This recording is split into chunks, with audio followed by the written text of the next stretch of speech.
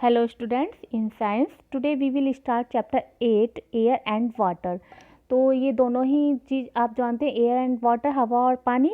And let's start. Air is a mixture of many gases, it is present all around us, we can not see air but we can feel it when it moves, we must have hear the rustling of leaves of trees. हवा क्या है? एक गैसों का mixture होती है, हमारे चारों तरफ मूविंग करती है। एंड हम इसे क्या करते हैं, इसको देख नहीं सकते। आप हवा को देख सकते हैं कैसी होती है, नहीं देख सकते हैं, और बट आप इसको क्या कर सकते हैं, फील कर सकते हैं, क्योंकि ये मूव्स करती है, मूविंग करती रहती है। आप फील कैसे कर सकते हैं? जैसे जब हवा चलती है तो ट्रीज की लीव्स होती हैं, वो उनकी साउंड आती है, आप उससे ये फील करते हैं कि हाँ हवा चल रही है। अब जैसे इन दिनों में ना, अब ठंड में हवा चल रही है तो आपको पता चलता है कि अगर पेड़ की लीव्स हिल रही हैं, साउंड हो रही है, हवा चल रही है, तो इसी तरह से हम उसको फील कर सकते हैं, देख नहीं सकते कि कैसे चल रही है, कितनी। This shows the presence of air around us. We use air for many things including breathing. Moving air is called wind. इसी तरह से हम एयर की प्रेजेंस का पता लगा सकते हैं।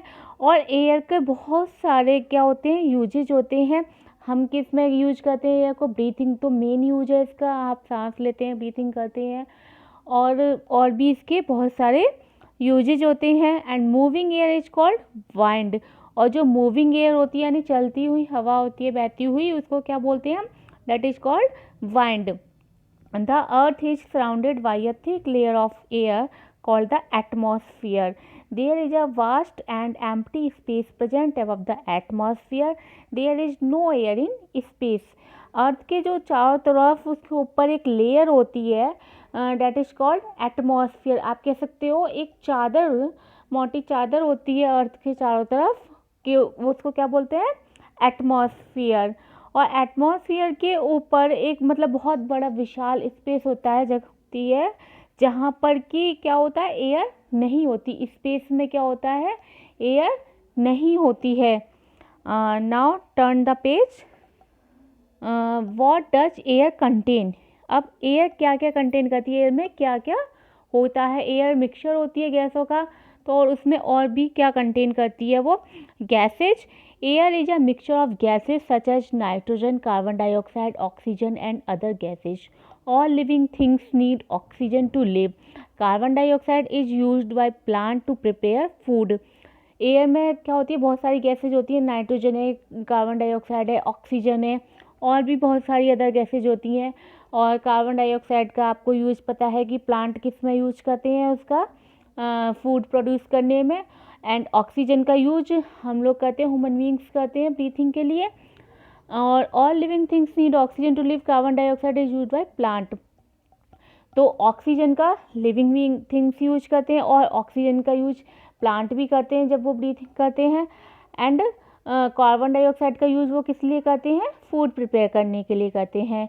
Now water vapour. Air also contain water vapour. We often feel sticky on rainy day, this is because the large amount of water vapour is present in the air during that time. Air में और क्या contain करती है? Water vapour, भाप जो होती है, और नमी बोल सकते हैं आप, मॉइस्चर। जो जब आप कैसा रेनी डे होते हैं, बारिश के दिनों में, आप कैसा फील करते हैं? बहुत ही चिपचिपा फील करते हैं कि नहीं? तो वो क्या होता है, डेट इज मॉइस्चर होता है, वेपर होती है वाटर में। और जब मतलब लार्ज अमाउंट में वाटर वेपर आ जाती है एयर के अंदर, तो आप कैसा फील करने लगते हैं? स्टिकी, चिपचिपा फील करने लगते हैं। और ऐसा मोस्टली कब होता है? रेनी डे में, बारिश के दिनों में होता है। Now dust. Touch an object at home or in school that has not been wiped for many days. You will find a layer of dust on it.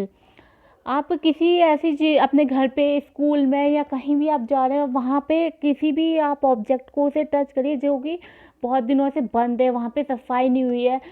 Suppose करिए आप अपने घर से कहीं गए हैं, एक दो दिन के लिए छुट्टी में गए हैं, और जब आप आते हैं वापस बैग, तो उसमें क्या करते हैं, आप घर को जब ओपन करके देखोगे तो दो तीन दिन जब वहाँ सफाई नहीं हुई है, तो आप वहाँ जब किसी भी चीज़ को टच करेंगे, टेबल, चेयर, बेड, किसी को टच करेंगे, तो आप वहाँ क्या दिखाई देगी? आपको डस्ट की लेयर दिखाई देगी। तो वो डस्ट कहाँ से आई? आपका घर बंद है, डस्ट कहाँ से आई? वो जो डस्ट है वो एयर में प्रेजेंट होती है. Where do you think this dust comes from? It comes from the air. Air contains a lot of dust particles which settle down on object present in the room. और जो ये dust के particles होते हैं वो air में होते हैं और वो वहाँ पर सेटल हो जाते हैं जहाँ पर रूम में उस ऑब्जेक्ट के ऊपर सेटल हो जाते हैं, क्योंकि आपके रूम में एयर आ रही है, एयर एंटर कर रही है, विंडो से आ रही है, दरवाजे से आ रही है. एयर तो जरा सी जगह में से आ जाती है, एक होल होता है छोटा सा, उसमें से भी एयर एंटर कर जाती है. तो जब आपका रूम बंद है, घर बंद है, तो वहाँ पर एयर एंटर हुई तो एयर के साथ ही क्या आ गए? डस्ट पार्टिकल्स भी आ गए और वो उस ऑब्जेक्ट पे सेटल हो गए. Okay, now today topic have completed and I hope you have understood. So read this topic and try to find out, try to explain by yourself, and if you have any problem you may ask me. Thank you.